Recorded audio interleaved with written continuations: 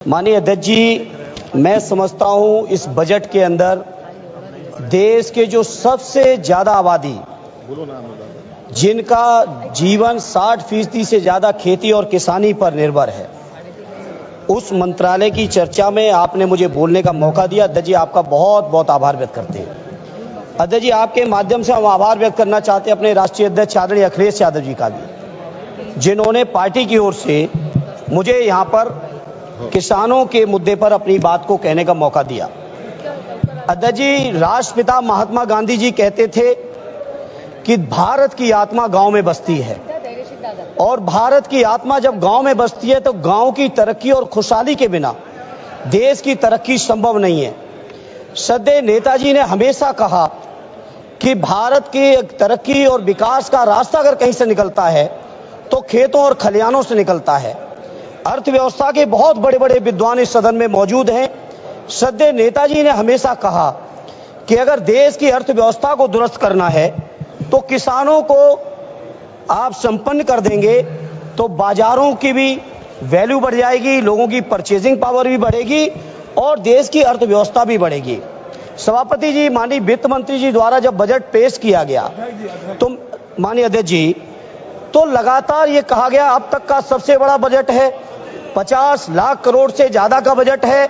लेकिन उन बजट पत्रावलियों को जब देखा गया और उस पत्रावली में जब कृषि एवं किसान कल्याण मंत्रालय के बजट को देखा गया तो अध्यक्ष जी बड़ी निराशा हुई। केवल 2.7% बजट का हिस्सा इस मंत्रालय को दिया गया। जो पिछले समय में बजट मिल रहा था उसमें भी सभापति जी 2.8% की कमी सभापति जी इसमें कर दी गई। इसलिए मैं समझता हूं बीजेपी के लोग, ये एनडीए की सरकार भाषण चाहे जितना दे ले किसानों के लिए, लेकिन दिल में किसानों के लिए नफरत लेके बैठे हुए हैं। अगर नफरत लिए न बैठे होते तो इतने बड़े बजट में किसानों के लिए बजट में कटौती क्यों की जाती। सभापति जी, मैं जिक्र करना चाहूंगा 2014 के भारतीय जनता पार्टी के संकल्प की। 2014 में संकल्प पत्र जो जारी किया गया था, उस संकल्प पत्र में कहा गया था कि स्वामीनाथन जी की जो रिपोर्ट है। आपके पास आज कागज बहुत है, लेकिन बोलना संक्षिप्त में है सर, संक्षिप्त में बोलना है। अब जो आप मौका देंगे आपकी उदारता रहेगी। सभापति जी, 2014 के संकल्प पत्र में कहा गया कि स्वामीनाथन जी की सिफारिश के अनुरूप जो किसानों की लागत है, जिसमें लागत में श्रद्धेय नेताजी कहते थे और इसी बात को स्वामीनाथन जी ने भी कहा, किसान की अपनी मेहनत, अपने परिवार की मेहनत, उनके जो पशुओं की मेहनत, खेती की जो वैल्यू है उस वैल्यू का जो मार्केट में ब्याज होना चाहिए, सारी की सारी चीजों को अगर मिला लें, जिसको स्वामीनाथन जी ने फार्मूला दिया था C2 का, C2 प्लस 50%, माने लागत का 1.5 गुना समर्थन मूल्य। 14 का वादा है आपके चुनावी घोषणा पत्र का मंत्री जी, और 14 से आज 25 आ गई है। अभी तक एक बार भी सरकार का ये संकल्प 12वां बजट पेश हो गया है। 11 साल आपने पूरे कर दिए। भाषण बहुत लंबे हैं आपके, लेकिन सच्चाई से बहुत दूर हैं। उसके बाद सभापति जी, प्रधानमंत्री जी ने 2016 में घोषणा की कि 2022 में आने वाले अमृतकाल में जब भारत प्रवेश करेगा तो उस प्रवेश के समय किसानों की आमदनी को हम दूना कर देंगे। मैं नहीं समझ पा रहा हूं, माननीय कृषि मंत्री जी, आप बहुत अनुभवी हैं, एक बड़े प्रांत के लंबे समय तक मुख्यमंत्री रहे हैं, जहां किसानों की इस्तेमाल की सारी चीजों का मूल्य आपने बढ़ा दिया। आपने खाद का दाम लगातार बढ़ाया, बिजली में आपने कोई सब्सिडी दी नहीं, कीटनाशकों का दाम बढ़ा दिया गया, किसान के इस्तेमाल के डीजल के दाम बढ़ गए, ट्रैक्टर, थ्रेसर से लेके जितने भी आपके चीजें इस्तेमाल होती हैं खेती किसानी में, सारी चीजों का दाम बढ़ा दिया। लेकिन किसानों को कहीं समर्थन मूल्य देने की आपने जरूरत नहीं समझी।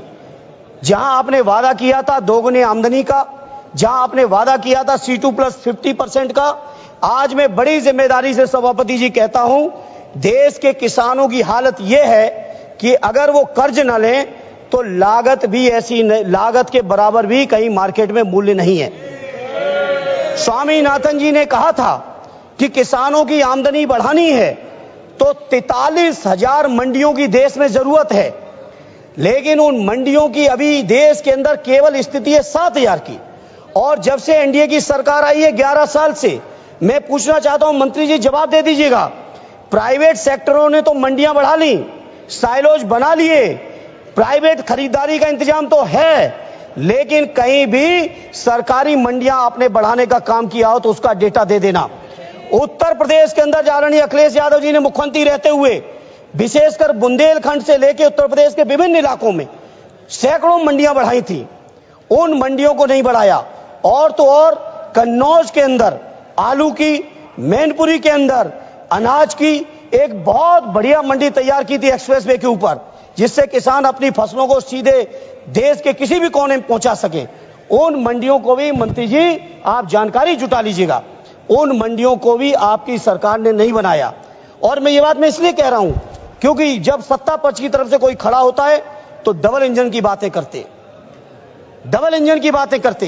क्या हुआ आपके उत्तर प्रदेश के अंदर डबल इंजन का? माननीय अखिलेश जी के सारे कामों को रोक दिया गया। जहां सभापति जी ये हालत है किसानों की, अंत में किसान क्या करें? कर्ज ले रहे हैं, साहूकारों के मुंह मांगे ब्याज पे कर्ज लेना पड़ रहा है, सरकार से भी कोई राहत नहीं। क्या मामूली बात है? आपके 10 साल के कार्यकाल में प्रत्येक वर्ष 10,000 से ज्यादा और अब तक 1 लाख से ज्यादा किसानों ने आत्महत्या कर ली है। देश के किसानों ने, बताइए, देश के किसान आत्महत्या कर रहे हैं, देश के तमाम संविदा कर्मी आत्महत्या कर रहे हैं। देश के किसान अगर अपना हक अधिकार मांगने आते हैं, 3 काले कानून बनाए थे। मैं कृषि मंत्री जी आपसे कहूंगा जवाब में बताइएगा, हम पूरे विपक्ष के लोग कह रहे थे कि काले कानून है 3, और काले कानूनों को आप नहीं मान रहे थे। किसानों ने यहां पर महीनों दिल्ली में सर्दी गर्मी बरसात सारे मौसम झेल के आंदोलन किए, 750 किसान शहीद हुए। उन शहीद किसानों को आज तक आपकी सरकार की तरफ से, जहां देश की 5वीं अर्थव्यवस्था है, तीसरी होने वाली है, वहां एक परिवार को मुआवजा आपने नहीं दिया। सर, यह है आपकी सरकार। यह डंका बज रहा होगा किसी बड़े बड़े लोगों के लिए, कुछ चुनिंदा उद्योगपतियों के लिए बज रहा होगा डंका, लेकिन देश के किसानों की जो बर्बादी है वो छुपी नहीं है। सभापति जी, इसलिए सभापति जी मैं आपसे कहना चाहता हूं, जहां देश के अंदर पूंजीपतियों का 16 लाख करोड़ से ज्यादा कर्ज आपने माफ किया है, 16 लाख करोड़ से ज्यादा देश की बैंकों ने पूंजीपतियों का, बड़े बड़े पूंजीपतियों का, जिसमें चुनिंदा होंगे, हम किसी का नाम नहीं कोट करेंगे, पूरा देश जानता है, लेकिन किसानों के कर्ज की माफी की बात आती है तो सरकार एकदम चुप बैठ जाती है। यही आपका किसानों के प्रति प्रेम है। मैं बड़ी जिम्मेदारी से कहता हूं, अपने देश के किसान भाइयों को कहना चाहता हूं, देश की सर्वोच्च सदन से कहना चाहता हूं, आपको सोचना पड़ेगा, चिंतन करना पड़ेगा कैसी सरकार आपने चुन ली। कितना प्रधानमंत्री जी के नाम पे झूठी बातों को आप विश्वास कराओगे लोगों को? कह रहे कितना दिया है, उससे एक मिनट शब्द, जितना दिया है सुन लो, उससे ज्यादा आपने जो यूरिया की बोरी 50 से 40 कर दी, उसमें काट लिया है, उससे ज्यादा आपने जीएसटी में वसूल लिया। आप बताओ ट्रैक्टर पे कितना जीएसटी है, यूरिया पे कितनी जीएसटी है, कीटनाशकों पे कितनी जीएसटी है? जीएसटी के माध्यम से आपने वसूल लिया है। एक हाथ से 1 रुपया देते हो, दूसरे हाथ से 10 रुपए खींच लेते हो किसानों से। किसान सुन रहे हैं देश के, इसलिए मैं सभापति जी कहना चाहता हूं, आज किसान मजबूर है। मैं एहसास है, मेरे पिताजी आज भी खेती किसानी में रहते हैं, आज भी गौशाले में रहते हैं, मुझे एहसास है किसानों के दर्द का। सभापति, किसानों को यह हालत थी पहले, जब कभी भी अगर किसी किसान परिवार से ये कह दो कि गांव छोड़ दो, जमीन छोड़ दो, शहर में चल के बस लो, नौकरी कर लो, तो वो नहीं तैयार होते थे। और आज सभापति जी किसान इतना मजबूर हो गया है कि खेती छोड़ के शहरों में रिक्शा चलाने को तैयार है, शहरों में आपके मजदूरी करने को तैयार है, कोई भी काम करने को तैयार है। अब किसानों ने समझ लिया है कि उनका और उनके बच्चों का भविष्य अब खेती में नहीं रहा। और यही कारण है, बहुत से सर्वे आए देश में, जब पूछा गया किसानों से कि आप खेती करना चाहते हो कि नहीं करना चाहते हो, मेजॉरिटी के किसानों ने कह दिया कि हम खेती नहीं करना चाहते। ये हालत है। देश के 50% से ज्यादा किसान आज भी हैं सभापति जी जो कर्जों से डूबे पड़े हुए हैं। इसे मैं आज इस मौके पर कहना चाहता हूं, ये सरकार हो चाहे इनके प्रांतों की सरकार हो, और प्रांतों में भी विशेषकर उत्तर प्रदेश की सरकार के बारे में कहूंगा, किसानों को रोजगार दिया नहीं। हां, एक रोजगार माननीय मंत्री जी आपकी सरकार ने किसानों में दे दिया और किसान परिवार के सभी लोगों को दे दिया, चाहे 2 डिग्री टेम्परेचर हो, 3 डिग्री टेम्परेचर हो, कोहरा हो, तुषार हो, बारिश हो, मूसलाधार बरसात चल रही हो या गर्मी की तपन हो 50 डिग्री से ऊपर की, हर परिस्थिति में किसान परिवार की महिलाओं को, किसान परिवार के बच्चों को, किसानों को स्वयं अपने खेतों की रखवाली करनी पड़ रही है पूरे उत्तर प्रदेश के अंदर छुट्टा जानवरों से। यह हालत कर दिया आपने किसानों की। कहीं ना कहीं मैं समझता हूं किसानों की दुर्दशा आप सब लोग सुनियोजित तरीके से कर रहे हो, क्योंकि ये किसान जो समाज है बहुत स्वाभिमानी समाज है, बहुत जज्बाती समाज है। ये सरकार की गलत नीतियों का जम के विद्रोह और विरोध भी करता है।